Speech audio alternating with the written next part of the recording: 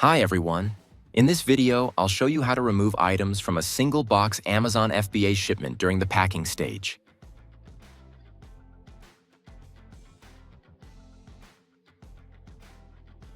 In this shipment, I accidentally scanned 2 items twice, and one of the products turned out to be in worse condition than I originally listed it. So now I need to remove these items from the shipment. Here's how I do it.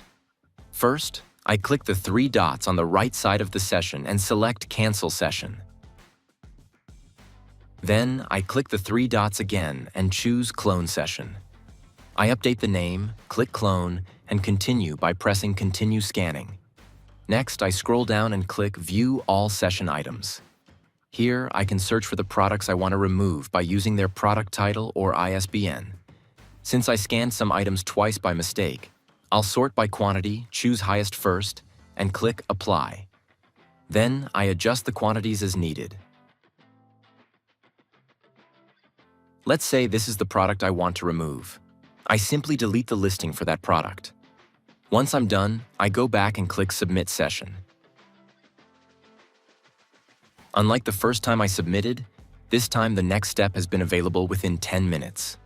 With this method, it typically takes between 5 and 20 minutes to proceed.